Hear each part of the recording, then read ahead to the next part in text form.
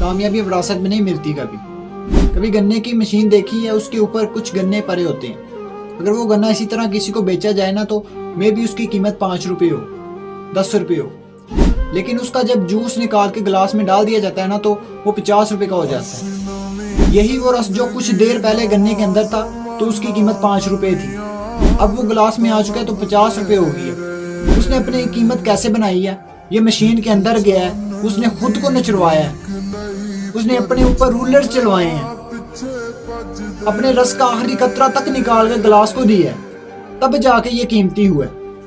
बिल्कुल इसी तरह हमने भी इसी फार्मूले को समझना है कि अगर हमने कामयाब रस्तों पर चलना है, कामयाब रस्तों का मुसाफिर होना है, तो हमें मशीन के सामने लाकर खुद को खड़ा करना पड़ेगा।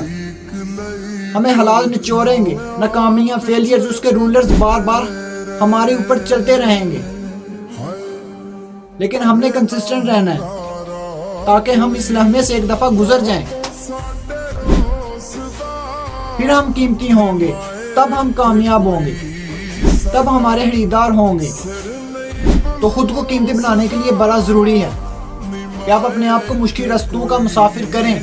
ज़िंदगी में अगर मुश्किल वक्त आ जाए तो फिर शिकवे नहीं करने, अल्लाह का शुक्र अदा करना है कि अल्लाह ताला ने हमें ऐसे रास्तों का मुसाफिर कर दिया है जिसमें नुचड़ने के बाद तुम कीमती हो जाओगे और फिर तुम्हारे खरीदार आ जाएंगे। ये मिसाल मैंने आपको समझाने के लिए दी है कि हमने भी इसी तरह अपनी ज़िंदगी में काम करना है। अगर हम इस तरह ज़िंदगी में काम नहीं करते, थोड़ा सा काम करके छोड़ देते हैं, थोड़ा सा काम करके छोड़ देते हैं, वो मुश्किल आ गई, वो मुश्किल आ गई है, तो फिर हम कामयाब नहीं हो सकते। फिर हम इसी तरह रहेंगे। इस दिन हमने बदलना है।